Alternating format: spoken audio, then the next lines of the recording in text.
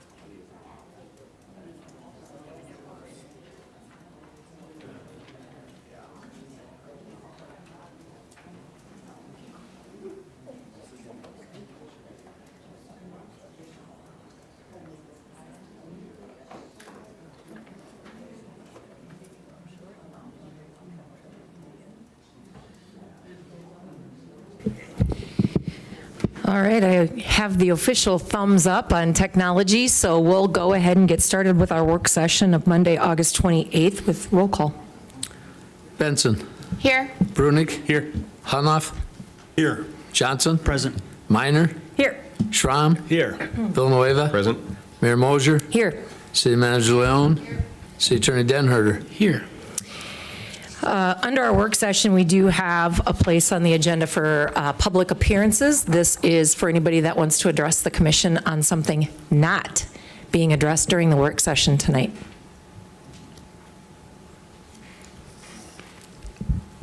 All right, seeing no movement. Tonight, as everyone knows, due to a packed house, it looks like, we are going to be talking about development incentives and development processes.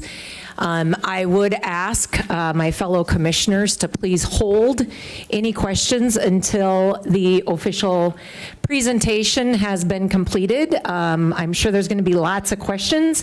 And we want to make sure we have the time to get through all of the programs we offer as they may be comboed or some tied together. And if we spend all of our time on one, we don't get through the rest. So I'm going to ask the commission to hold off on any questions.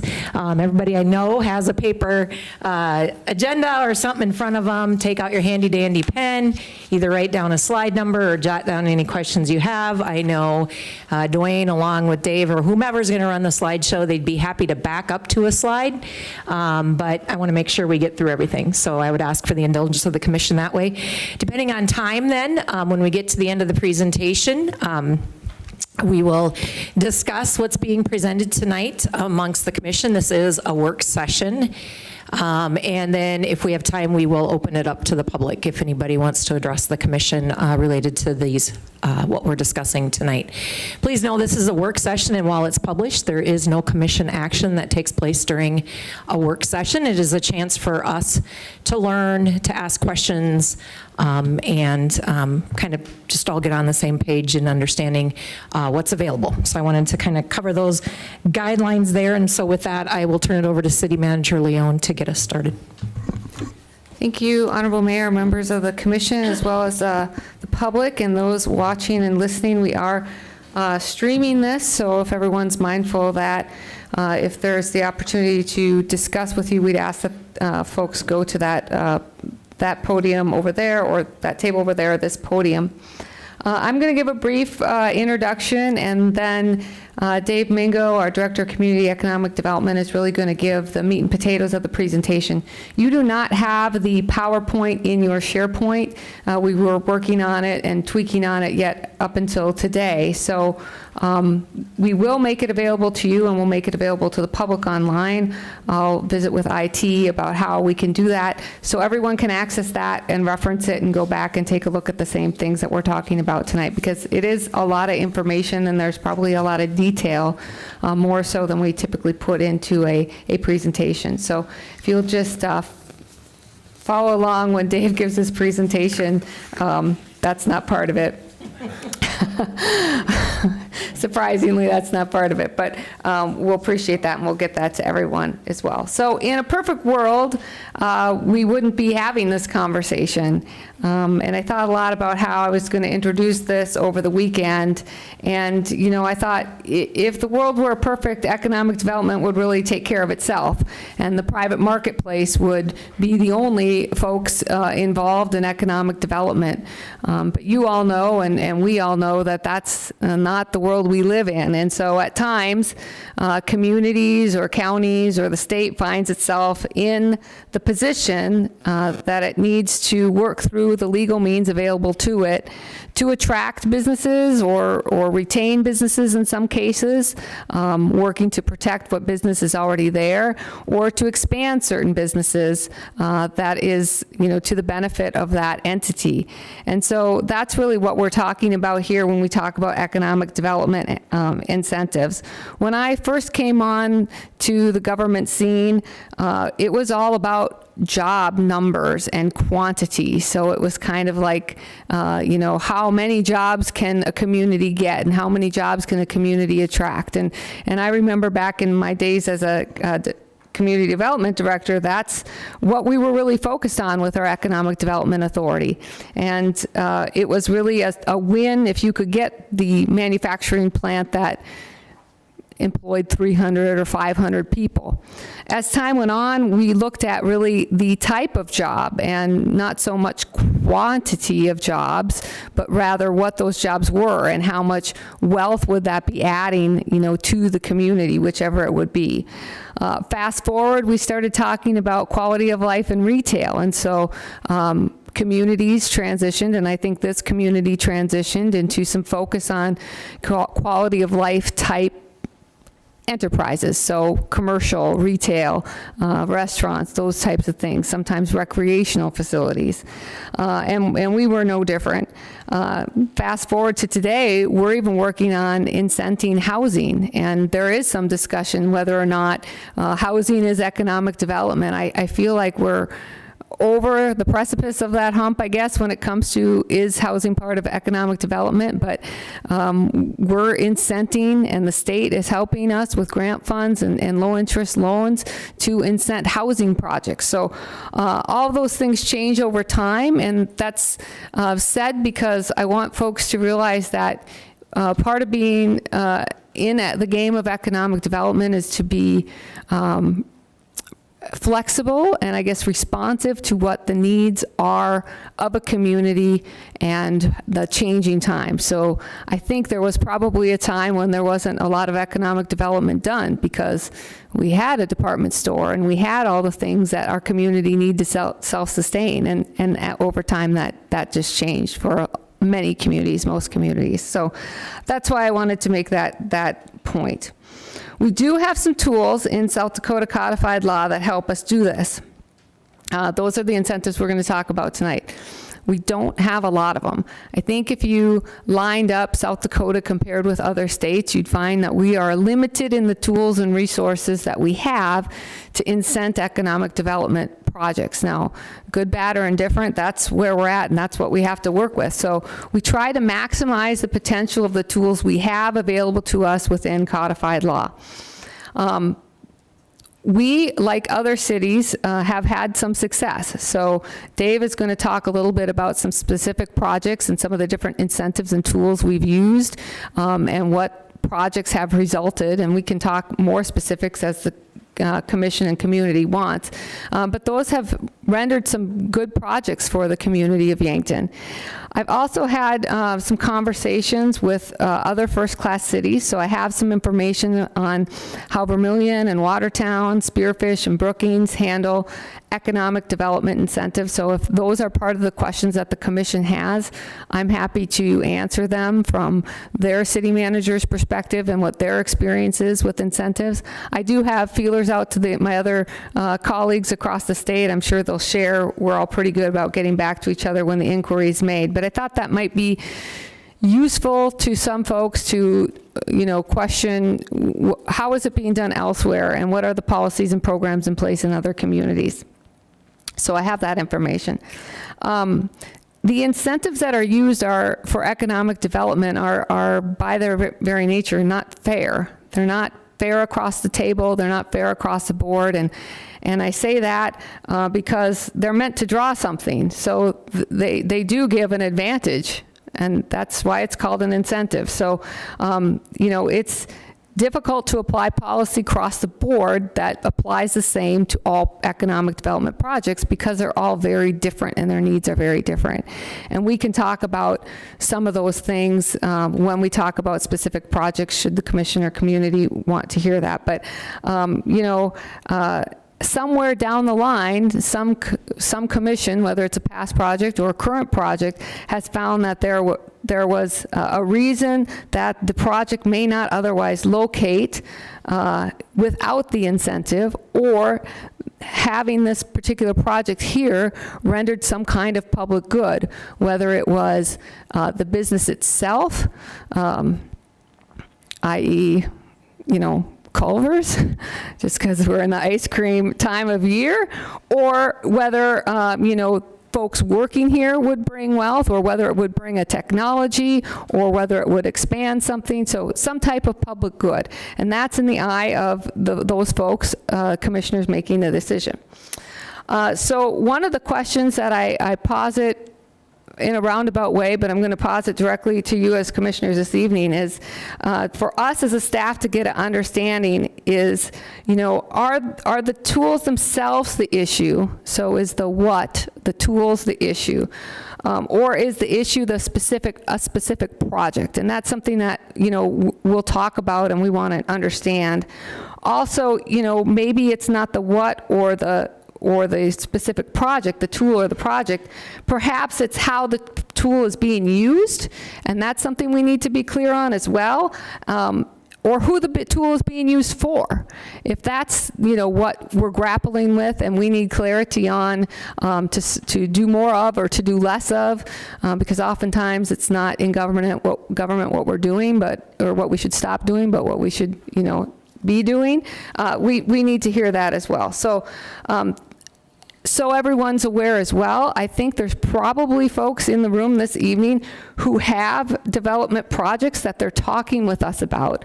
And there's certainly some folks outside this room this evening. And so, we're talking with them about incentives and the tools that we have available, and maybe bringing forward for the commission to consider. And so we'll need to know, if we're changing some type of policy or program, how that impacts projects underway already or under consideration. So just bearing that in mind, these are ongoing. Oftentimes when we're working through a development project or prospect, whether it's public land in question or whether it's private land, we're working with these folks for a number of years. So we've talked with people about some of the market leaks or market gaps, some of the things that we think that would be of interest to the community, and they're working to look for those types of businesses. So if we're changing direction, we need that communication so we can make sure we're frank with the people we're dealing with as well.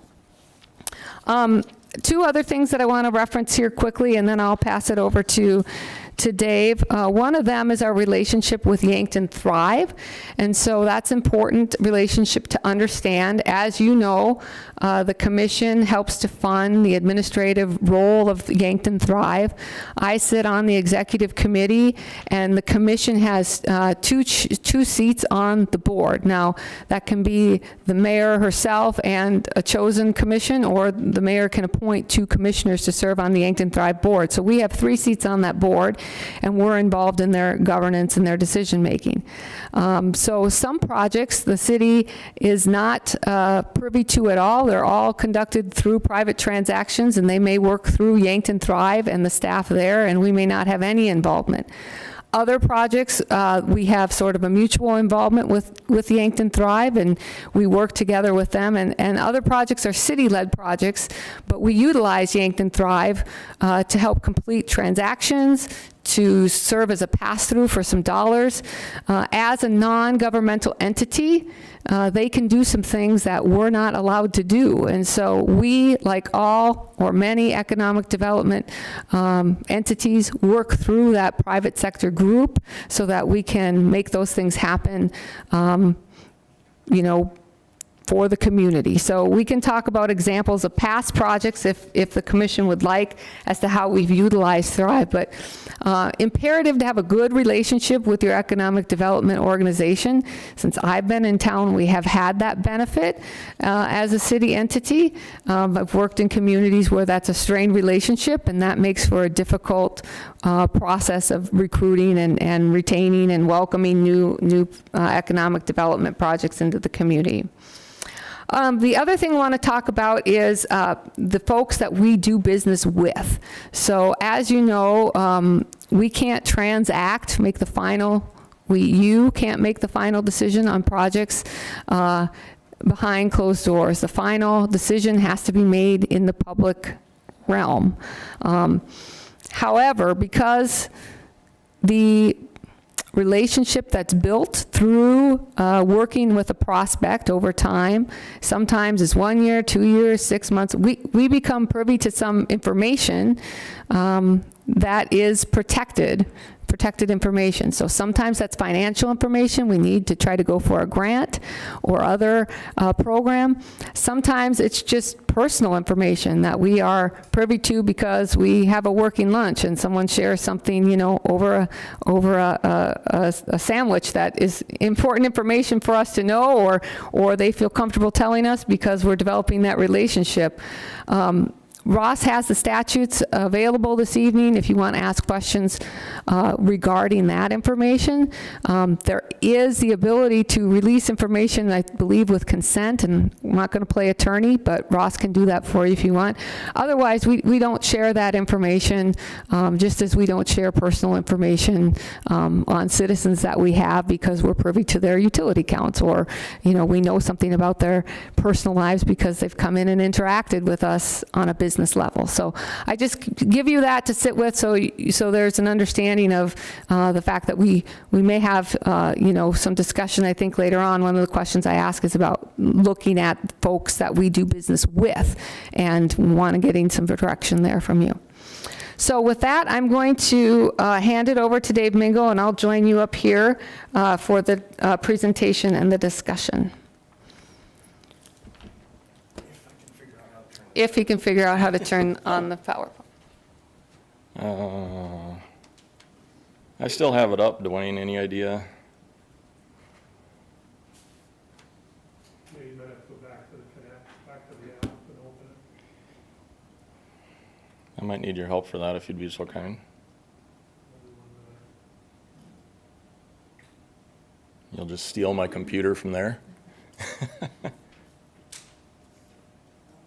Hey. Perfect.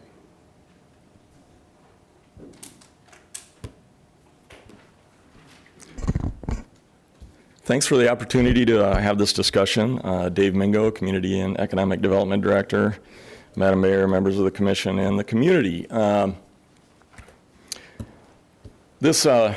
I'll ask for your patience a little bit because this PowerPoint isn't typical Dave style where I just have bullet points and then kind of rattle on with discussion off the top of my head. As Amy said, we want to be able to provide this on our website along with the memo is already up that we had sent last week. And so it's a little wordier than I would typically like to see a presentation be, just because I hope that when somebody sits down and just reads this without having heard the discussion, that they can get a little additional information or glean a little new information. One thing, as Amy referenced, is that everything that the government's involved the city's involved in, ends up becoming a public action, and the commission makes the final decision on all issues. There are so many variables when you talk about economic development. It's not a standard if-then sort of process like a rezoning or a conditional use permit or something like that. Every business has a unique set of variables attached to it. They all kind of turn into a puzzle, and in that reference, it ends up you're creating a work of art as much as you are just implementing something that's a science. Different tools are available based on the different details of any given project, and I think one of the most important things to remember is that commissions past reviewed those details and addressed and took action based on policies, plans, market realizations at that time. So the commission's made the best decision they could make at any given point in time. So it's a little bit unfair or a little bit of a disservice to say, hey, this is how we ended up selling a piece of property or entered into a sales tax rebate now, when in 2005, we did it a different way. And it's good historical information, but at any moment in time, you're playing a different game. Any information about the initial transaction, the sale price on a piece of property, for example, is only one piece of the puzzle. Long-term impacts play an even larger role. So commissions past have had the discussion about land value being a small piece of the long-term puzzle. And what you're really trying to do is create that long-term value in the community. Property tax base, sales tax, employment over a long term. Projects like Truxedo are a good example of that, where the property was provided for free, and it's been nothing but a success in the community. Sherco started that. The other thing people may not realize is that most streets and the included infrastructure, water, sewer, sidewalks, et cetera, curb gutter, are installed by the private sector. So in Jim Tramp's developments or Kirby Hofer's developments or Westbrook Estates, those streets and all that infrastructure were installed, paid for by the private sector, and they build that cost into their project to see their project come to fruition and make their financial model work. As opposed to instances where the city's involved. Typically, the city's only involved in infrastructure construction when it isn't something that the private sector would readily take on because it's upside down, and we'll talk about that a little bit, but it does provide community benefit. Government processes involving government takes longer. I mentioned it's not cookie cutter. By nature, the discussion always crosses over into city-owned property, it seems like, when we talk to prospects. What's on the private marketplace and what does the city own. We even end up having conversations about property that may not be for sale but is vacant, and help folks make contact with those owners to see if a deal can be made. And this is another important thing. In many cases, the prospects in their initial contacts are looking for reasons not to do a project in Yankton. So very rarely do we get a contact where somebody says, hey, we really want to do this project in Yankton, and what can you do to help me make it work? It's usually, here's our project, we're going to do this in one of 10 communities, and then their series of questions is almost trying to, in the role of seeing who they can eliminate. So, for reasons not to do the project in Yankton. So that makes it a process of elimination and trust building also, as Amy alluded to. There's a lot of trust building, and I've never, in almost 30 years, never once had a prospect upon initial contact tell me that they were comfortable with all of the information they were sharing with me, having that information available to the public at the same time. And I already mentioned the ongoing consideration as far as the evolution of policies. One thing we need to remember is that when you try and compare past projects that received incentives, you're only reviewing the ones that were a success and came to fruition. So, hey, here's a project that was done. How did that happen? When in actuality, there was probably 30 or 40 projects that didn't happen that you're not comparing the end result to. So kind of an interesting perspective. Every single piece of property, including the one where your house is, my house is, everybody's house is, has benefited from some type of development incentive. Grants or below market interest rate loans for water treatment plant grants, sewer plant grants, streets, parks, programming. Every single property in the community, not just Yankton, but other communities, have benefited from some type of incentive. That makes it extremely difficult to frame the discussion. Where does the discussion begin and end? What do you consider a comparable? And it's very unusual to actually find comparables from project to project. How projects get in contact through Yankton Thrive. The GOED is directly in contact with them on a fairly regular basis, direct contact with staff. like East 15th Street, south of Hedro, Meads, the Airport Addition project north of Menards. That property up there is the subdivision there is called Airport Addition.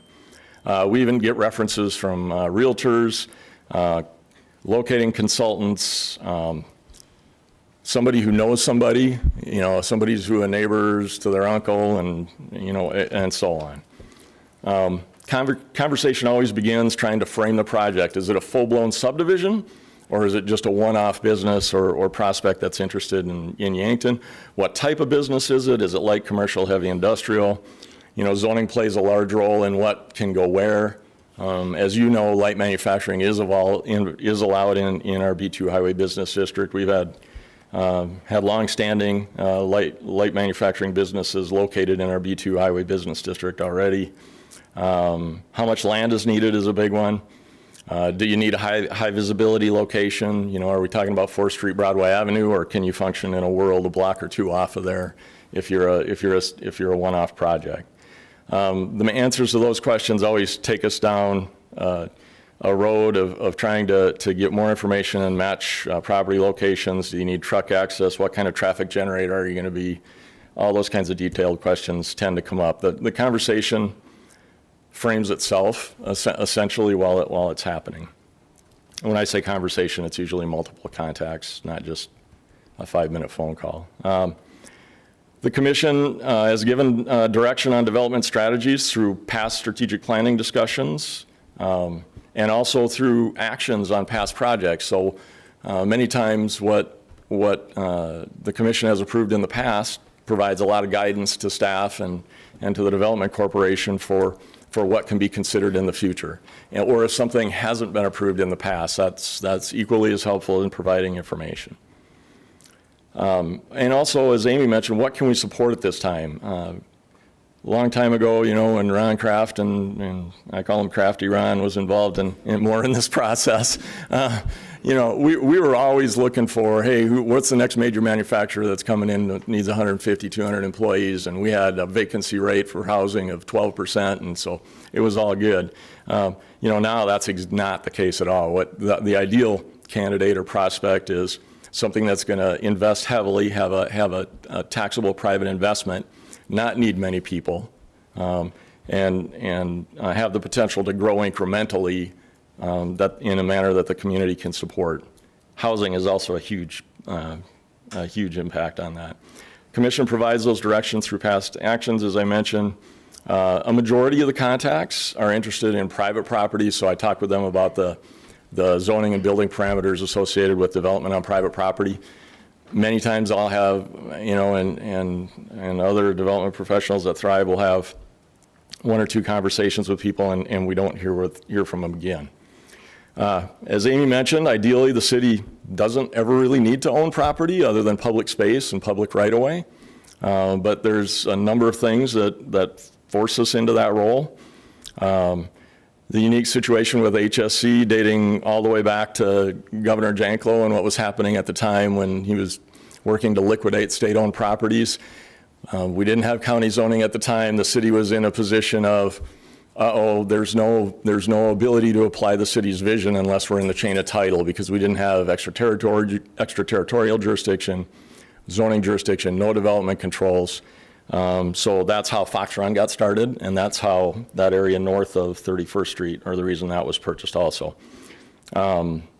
Property adjacent to existing municipal facilities where we think expansion may occur, and other circumstances like with the soccer field with the recent land swap with what used to be known as the 40-30 ground.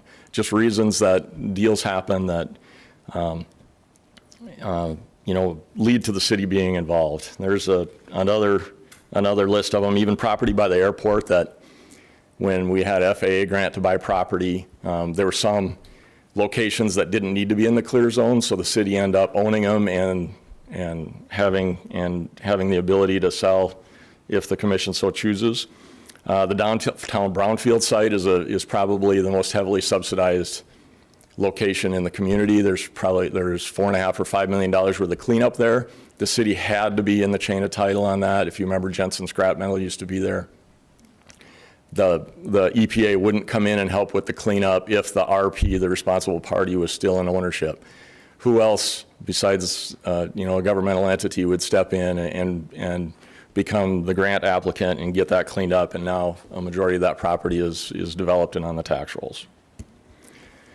Other property sales that the city has made through the years, this is just a few of them, but ones that I'm sure we all have knowledge of, and you could say almost every one of these property sales was incented at some level at the time, because it was deemed to be a good project and in the best interest of the community, the commission at the time, to get the property developed and on the tax rolls. Other types of incentives that people don't think about, not the facade grant to start with, but even things like discounted rates for hangar leases at the airport. That's an incentive for property development or property usage. The downtown facade grant program has facilitated over $500,000 worth of development improvements in our downtown, the streetscape, the way it looks, with $230-some thousand worth of grants. That's a great program. The commission has continued to move on with providing that incentive to the property owners down there for keeping their property improved. Pretty good before-after image. What happened? How come there it is. A pretty good before and after image of one of the success stories down there. Took a little longer than a typical project because of COVID-related materials availability delays, but turned out to be a pretty nice looking streetscape project on that building. Sales tax rebates is something you have on the agenda in your regular meeting tonight, but those are typically performance-based. They're historically 1% of the city's 2%.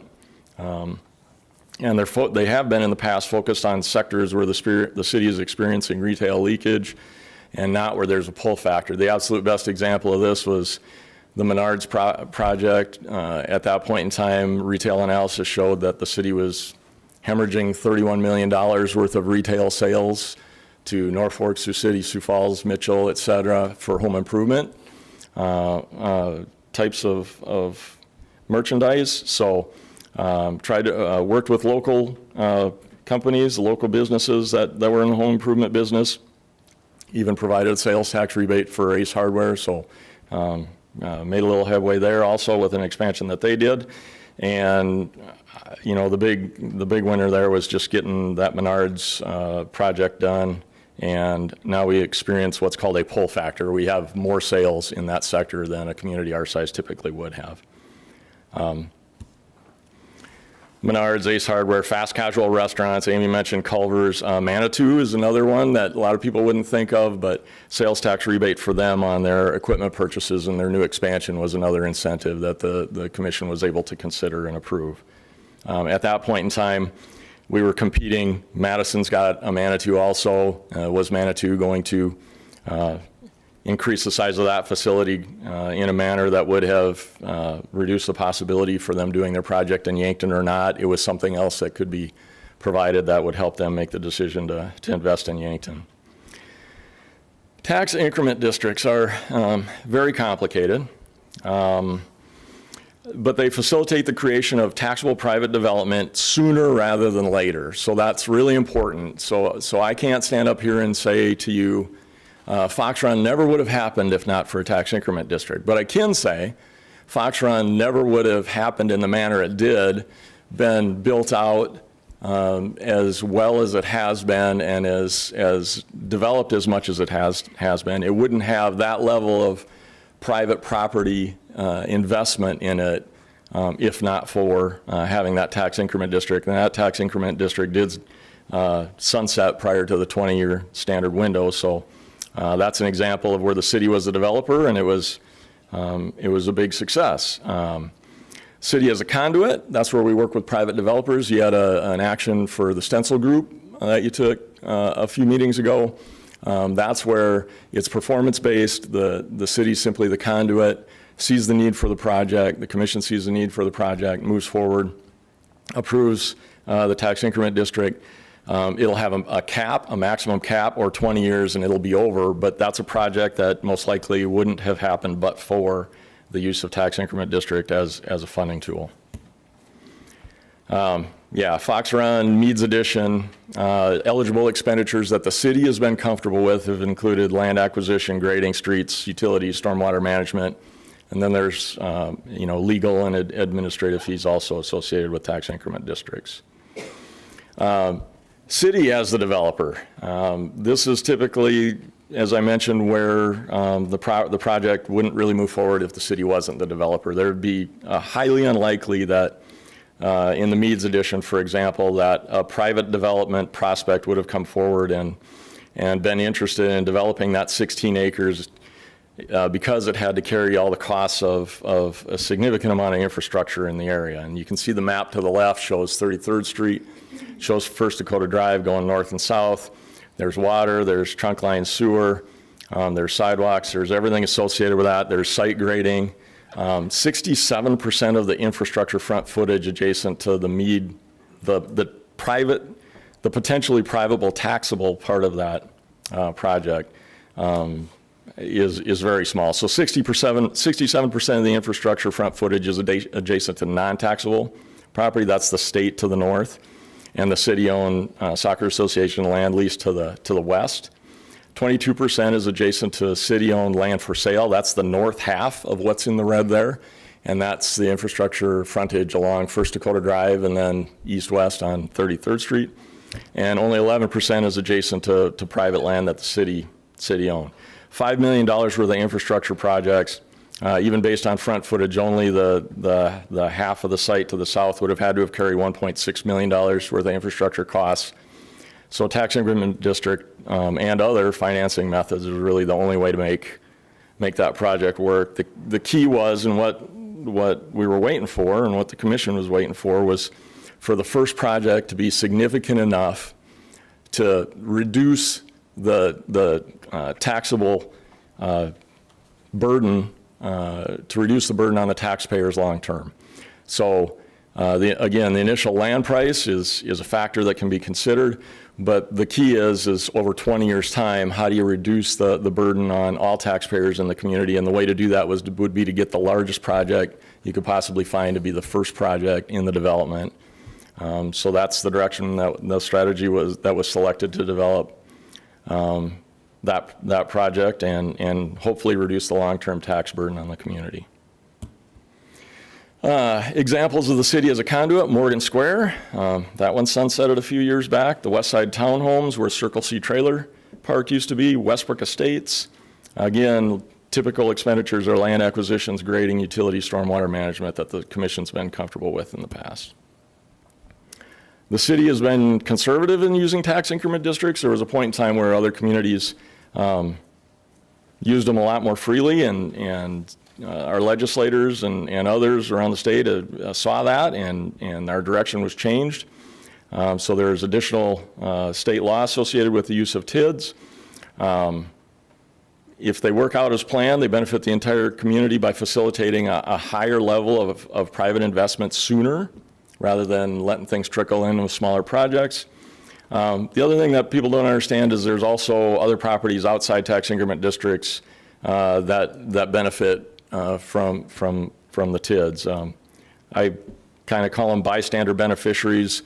Wilson Trailer, Northwestern Energy properties, those properties on Douglas Avenue are beneficiaries of the Menards TID, because their property or the previous owners of their property didn't have to carry the cost of that infrastructure as would happen in a typical development. Really wordy slide. Again, prefer not to be in the chain of title. The city's only historically been involved when there's a compelling reason. Idea is to get things on the tax roll as soon as possible. It takes a supermajority of the commission to approve any land purchase or sale. Again, the comment about reviewing history, it's really difficult to compare apples and apples when you look at a moment in time, years ago, different commissions, different markets, different community needs. Outside influences, local plans and priorities change. Try and protect interests as much as possible, utilizing clawback provisions. One of the first sales in Fox Run did not include a clawback provision. That lot to this day still doesn't have anything built on it. It was essentially purchased as speculative, and that was before my time even, but the community learned from that pretty quick and now includes clawback provisions on everything.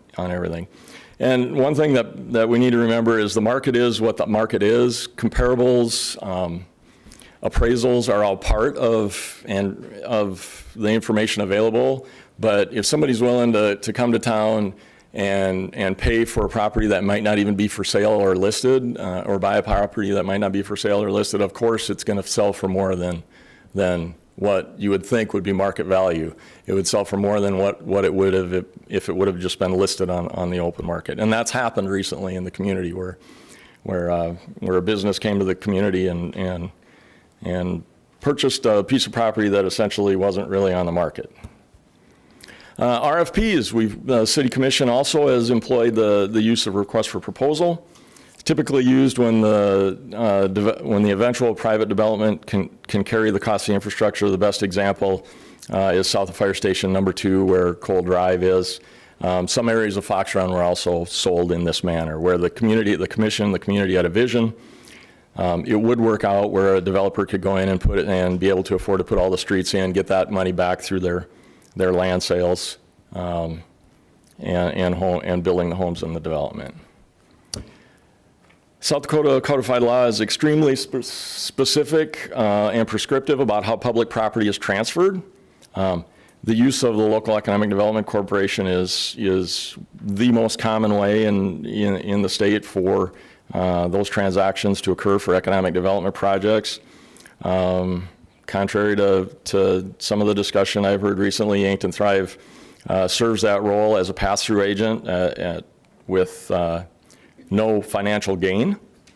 And it's for the purpose of providing and assisting in growth and development businesses. And those things many times also include incented land prices, like I mentioned, the Tuxedo project, the L&M project, and other projects. That's a picture of Tuxedo. Purchase agreements, they include that the reference to the third-party eventual developer of the land. In that case, it was Sherco, which is now Tuxedo at that location. Examples of incented land sale prices: East 15th Street, where UPS is, and others on East 15th Street, south of Hydro, which the city ended up in the chain of title on, Paradigm, and on slide number 10, there's a number of others listed as having received an incented land sale as a way to facilitate that private investment sooner rather than later.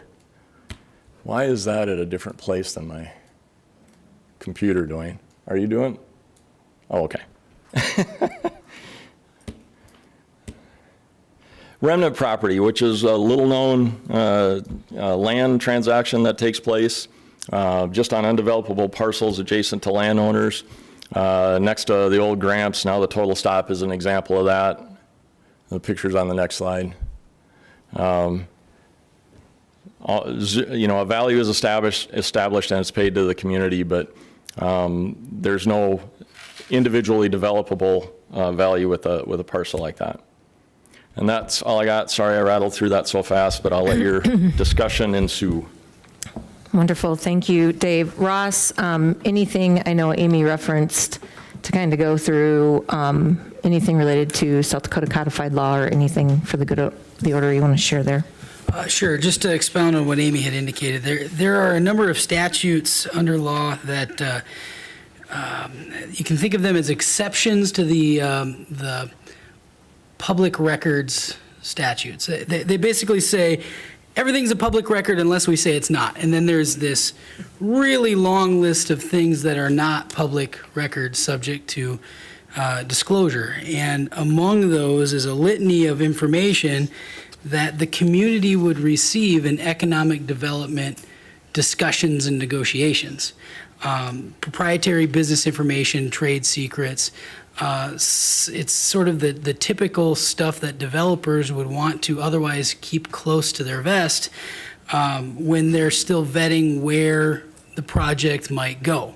So from a practical standpoint, the law protects that information. If we want to be good stewards of that information to vet projects, we can't share that, and that also means there's a large portion of those negotiations or those prior discussions that can't take place in the public eye in order to protect this information. So just something for you guys to think about as you decide policy on, how and when you want to utilize these tools, and how and to what extent you keep these preparatory conversations private with these developers, because there's a practical overlay. And you certainly don't have to do that, but I think you make the process a lot harder or impractical. So if you want copies of what I consider the pertinent sections of these statutes, the types of information that can't be shared, I got a color-coded, kind of highlighted copy of those applicable statutes. And I'm happy to share that with each of you if you like. So that's a little addition I want to throw in. Great, thank you for that. All right. Dave, Amy, I guess I would look at Amy. Anything else to think of to add before I open it up to the commission? Nothing from me, Mayor. All right, Dave's sitting down. Commissioners, questions?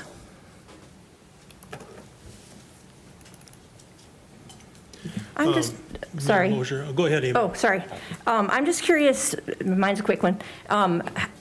TID-wise, how many TIDs does Yankton have? Can you talk about that? And this is not fair probably, but how do we compare to other communities that are similar in size with the number of TIDs that we have?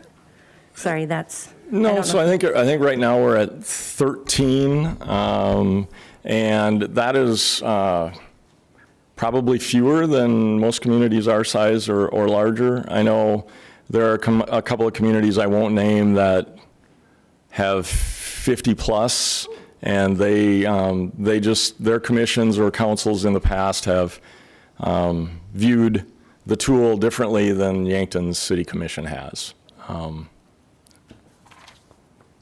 That's a wide range. Thank you. Commissioner Hanoff, did you have a question? Well, I just wanted to, before we run out of time, we don't have much left before the meeting. I just wanted to go over 3 quick policy proposals I'd like to see the commission act on at a future regular meeting agenda. And so I wanted to get those voiced before we run out of time. A lot of them just revolve around transparency or due diligence. I'd like to see us vote on whether or not city-owned land could be appraised for market value before selling it in an incentivized transaction. You know, when a citizen asks me, that property you sold for $200,000, what was it actually worth? Well, I can't tell him if we don't appraise it. And I'm not saying we shouldn't incentivize property, but I want to be able to tell that citizen that we sold it for 50% of value or whatever that number is. And I think we should never lose sight of the fact that we are dealing with taxpayer dollars. And I'm not saying we do lose sight of that, but we should always keep that in the forefront when we're spending this money, like, for instance, the millions on infrastructure. I remember that May 8th, 2022 meeting. I've watched the video a couple of times. I don't remember any talk about the millions of dollars in infrastructure that was also part of that deal. And that's a pretty big deal to a lot of people. And as far as what you said, Dave, about that particular property, maybe we couldn't even sell it because it required so much infrastructure. Well, we don't know that because we never put that property up for public bid to see what the free market would have given us for it. That's one policy I wanted us to look at. Another one is just simply to have a fair public hearing after we come to terms. And I'm not saying we should reveal all the negotiated trade secrets and everything that Ross was going through, but I would like to see a fair public hearing. The last time it was on the agenda for 2 days and the commission acted, most people didn't know anything about it. So after we reach those terms, I'd like to see the public receive a fair, whether that be a 2-week period, just so they can ask questions about it. And then later on, we don't have people saying, you should have asked questions at that city commission meeting. Well, they didn't really have a fair opportunity. And if, you know, that doesn't really threaten the negotiation. I think once the terms are reached, it should be open to public scrutiny. And if it's a good deal that makes common sense, people will support it. And any deal built with public funds should be able to withstand that kind of scrutiny. Third one is simply, before entering an incentivized transaction, do a background check of the buyer's education, assets, liabilities, business experience, any litigation in their history, any possible criminal record. We really didn't know anything at all about the Paradigm buyer. And I think, again, we're using taxpayer money, a lot of it in that case. We should it's common sense to find out who we're doing business with. We should always take steps to be as certain as possible that they're worthy of these taxpayer-funded incentives.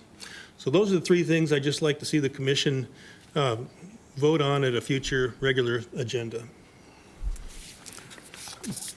So if I may, just maybe partially shed some light on one of those things.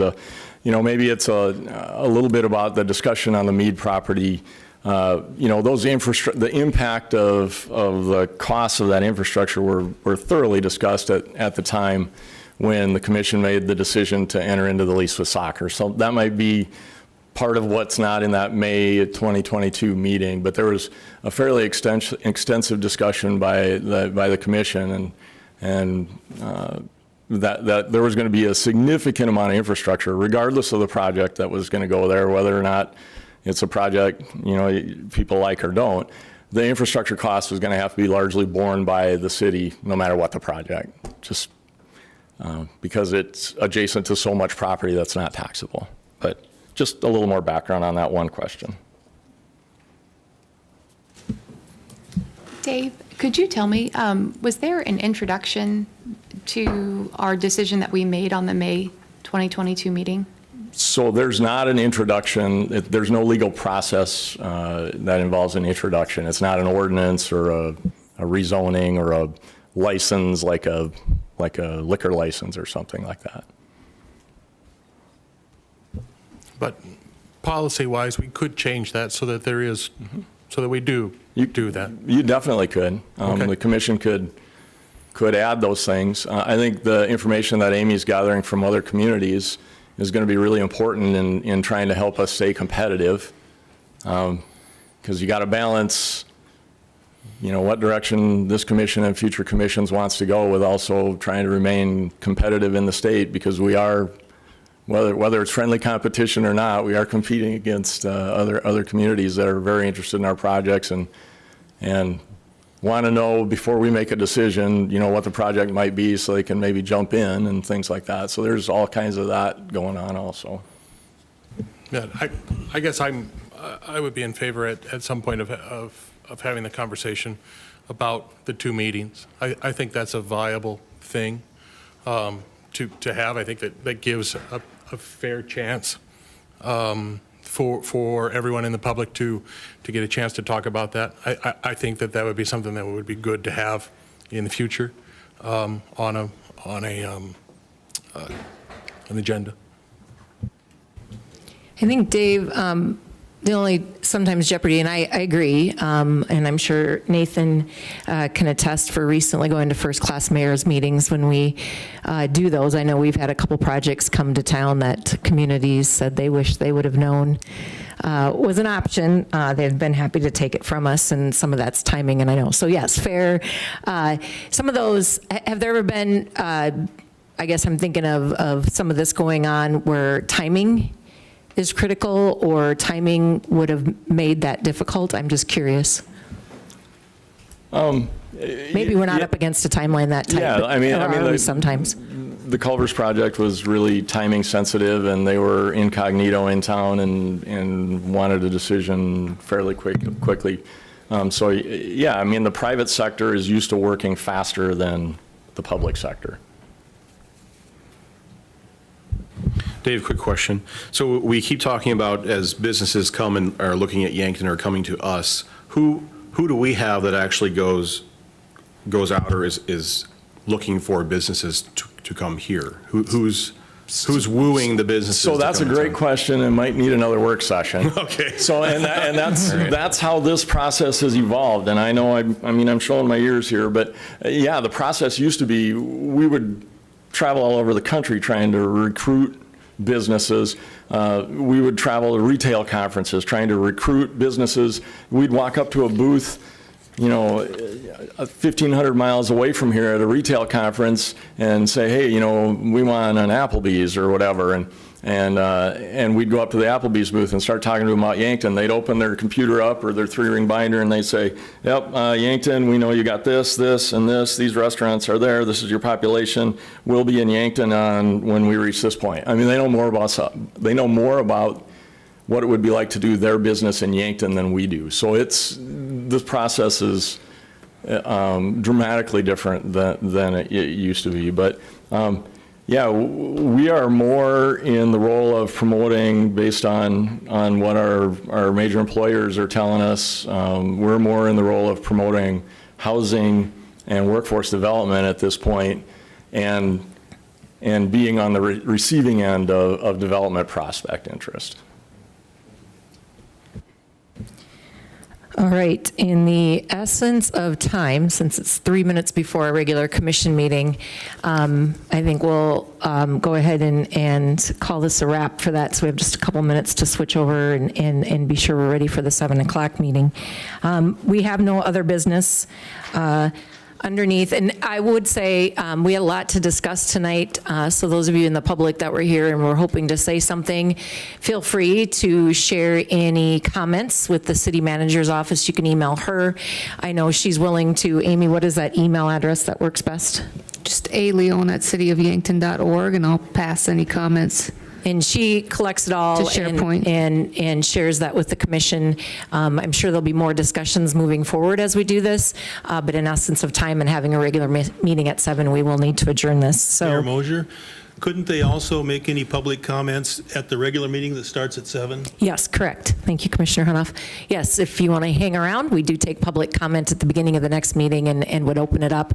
While there are at least one city incentive on the agenda, technically the overall city incentive program is not. So I think that would be acceptable as long as it doesn't pertain to any of them on the agenda. Okay. I want to clarify that. So there is no other business in front of the city commission for the work session, so I would ask for a motion to adjourn. So moved. Second. We have a motion and a second. All those in favor, say aye. Aye. Opposed, nay. Anybody abstaining? All right, we are adjourned for, I believe it's 2 minutes while we flip and get ready for the next meeting.